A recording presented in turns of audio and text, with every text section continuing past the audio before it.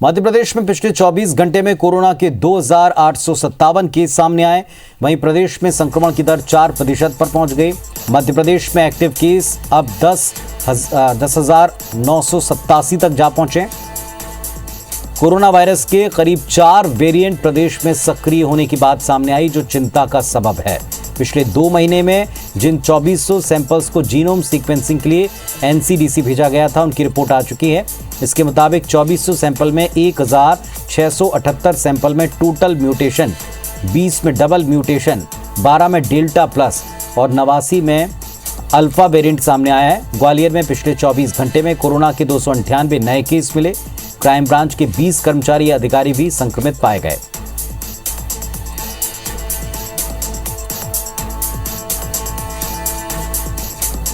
पिछले 24 घंटे में मध्य प्रदेश के अंदर कोरोना के 2,857 नए प्रकरण पूरे प्रदेश में आए हैं। सभी जगह पर सैंपल के टेस्ट हमने बढ़ा दिए और कहीं भी कोई दिक्कत आएगी तो पूरी ताकत से, शिद्दत से, मेहनत से हम इस तीसरी लहर को नुकसान नहीं करने देंगे। जो भी वेरिएंट है इसमें निमोनिया भी होने लग गया है। जितने ज़्यादा नंबर ऑफ केसेस होंगे उतने ज़्यादा नंबर ऑफ निमोनिया होगा। अगर हम बात करते हैं कि 100 लोगों में से सिर्फ एक को ही निमोनिया हो रहा है और अगर भोपाल में आने वाले 10-15 दिनों में 10,000 केस तक पहुंच जाती है तो वो संख्या भी 1% भी काफ़ी बड़ी संख्या होगी जो सीरियस होंगे। लोगों को बहुत सावधान रहने की ज़रूरत है। केसेस सीरियस होना चालू हो गए हैं। छत्तीसगढ़ में कोरोना के मामले बड़ी तेजी से बढ़ रहे हैं। जीनोम सीक्वेंसिंग में मिली जानकारी ये बताती है कि प्रदेश में ओमिक्रॉन के अलावा दर्जन भर से ज्यादा वेरिएंट वाले केस मौजूद हैं। 5 जनवरी की स्थिति में प्रदेश में सबसे ज्यादा केस डेल्टा वेरिएंट के पाए गए। कुल 1,917 पॉजिटिव रिपोर्ट में डेल्टा के 1,337 केस सामने आए। यूके वेरिएंट के 26 केस का पता चला। कापा वेरिएंट के 38 केस मिले हैं। इसी रिपोर्ट में ओमिक्रॉन के एक मरीज की पुष्टि हुई। फिलहाल ओमिक्रॉन को वेरिएंट ऑफ कंसर्न कैटेगरी में रखा गया। बिलासपुर में भी पिछले 24 घंटे में 441 मरीज पॉजिटिव पाए गए हैं। तो मध्य प्रदेश और छत्तीसगढ़ में अलग अलग वेरिएंट्स का पता चल रहा है। जिस डेल्टा वेरिएंट ने खतरनाक तरीके से दूसरी वेव में कहर मचाया था, उसके कई सारे मरीज अब भी मध्य प्रदेश और छत्तीसगढ़ में पॉजिटिव पाए गए हैं, सामने आए। पिछले दिनों आए मरीजों की जीनोम सीक्वेंसिंग करवाई गई, सैंपल्स को भेजा गया था, रिपोर्ट आ चुकी हैं। मध्य प्रदेश में और छत्तीसगढ़ में दोनों ही जगह अलग अलग वेरिएंट्स की पुष्टि की गई।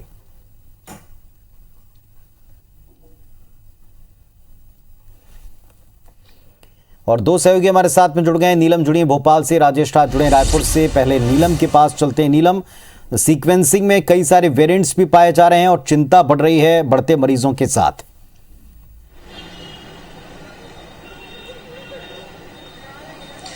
जी पुनीत, बिल्कुल। देखिए, मध्य प्रदेश में जीनोम सीक्वेंसिंग के लिए जो सैंपल दिसंबर में भेजे गए थे, उनमें ये बात का खुलासा हुआ है कि कई सैंपल्स में अलग अलग वेरिएंट पाए गए हैं। अगर हम बात करें तो इस वक्त मध्य प्रदेश में 4 वेरिएंट, अल्फा, डेल्टा प्लस और ओमिक्रॉन वेरिएंट जो है सक्रिय है। इसमें सबसे ज्यादा केस जो है वो डेल्टा वेरिएंट के। यहाँ पर चिंता वाली बात जरूर है, क्योंकि डेल्टा वेरिएंट ही कारण था जब दूसरी लहर प्रदेश में और पूरे देश में कहर बरपा रही थी। डेल्टा वेरिएंट के कारण ही लगातार तेजी जो है केसों में देखी गई थी और इस बार भी जब तेजी से केस बढ़ रहा है तो उनमें 250 से ज्यादा, अगर हम भोपाल की बात करते हैं तो 250 से ज्यादा यहाँ पर जो है डेल्टा वेरिएंट के केस पाए गए। इसके अलावा पूरे मध्य प्रदेश में भी डेल्टा वेरिएंट ही है जो लगातार तेजी से फैल रहा है। तो जरूर एक चिंता का विषय है। जहाँ पहले हम देख रहे थे कि हॉस्पिटलाइजेशन भी कम है, जो मरीज पॉजिटिव पाए जा रहे हैं वो होम आइसोलेशन में रहकर ही ठीक हो रहा है, पर अब धीरे धीरे हम देख रहे हैं कि हॉस्पिटलाइजेशन भी बढ़ा है। जहाँ से करीब 4 दिन पहले तक हॉस्पिटलाइजेशन के मरीजों की संख्या 5-6 के आसपास हुआ करती थी, वहीं अब 50 से ऊपर संक्रमितों को हॉस्पिटलाइज किया गया है और ये आने वाले दिनों में बढ़ भी सकता है। कई विशेषज्ञ ये बात पर चिंता जाहिर कर रहे हैं कि जैसे जैसे संक्रमण तेजी से फैलता जा रहा है, कुछ केसेस में गंभीर भी देखने को मिल रहे हैं जिन्हें ऑक्सीजन सपोर्ट की जरूरत पड़ी है। हालांकि मध्य प्रदेश में हम देख रहे हैं कि केवल जो भर्ती मरीज है उनमें से 1% को ही ऑक्सीजन सपोर्ट की जरूरत हुई है, पर अब धीरे धीरे निमोनिया भी डिटेक्ट होने लगा है। जैसे जैसे केसेस बढ़ते जाएंगे, विशेषज्ञ विशेषज्ञों का ये भी कहना है कि निमोनिया की जो स्थिति है वो भी बढ़ती जाएगी। दूसरी लहर का ट्रेंड इसी तरीके का रहा था और जब तीसरी लहर मध्य प्रदेश में आ चुकी है तो ये ट्रेंड फिर से एक बार खुद को दोहरा रहा है। इसलिए हमेशा यही बात की जा रही है कि सभी को अब जो है बेहद सावधानी बरतने की जरूरत है। कुछ रिपोर्ट्स ये भी दावा कर रही है कि फरवरी से लेकर मार्च महीने के बीच में जो है पीक आ सकता है। अगर अभी जो केसेस 2000 या 3000 की संख्या में मिल रहे हैं पूरे प्रदेश में, तो इन केसों की संख्या भी 10 से 15,000 के बीच में हो सकती है। अगर हमने अभी से पाबंदियां नहीं लगाई या अभी से हमने कोविड प्रोटोकॉल का ठीक से पालन नहीं किया तो आने वाले दिनों में ये लापरवाहियां जो है भारी पड़ सकती है, पीक के समय में खास तौर पर।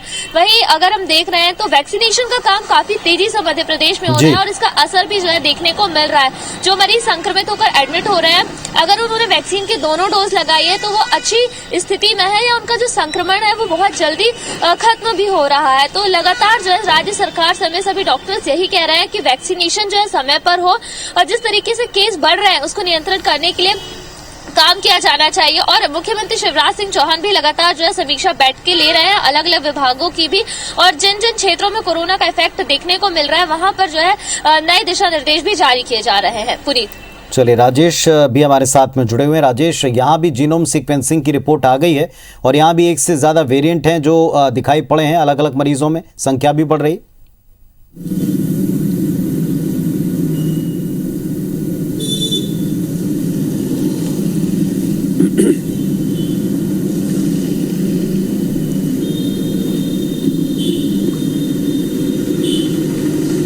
जी बिल्कुल पुनीत, तो जीनोम सीक्वेंसिंग की जो लेटेस्ट रिपोर्ट मिली है राज्य सरकार को उसके मुताबिक ही प्रदेश में सबसे पहले ओमिक्रॉन मरीज की पुष्टि हुई थी, लेकिन उसी रिपोर्ट में कई सारे और भी वेरिएंट की पुष्टि हुई है और 5 जनवरी की ये रिपोर्ट है।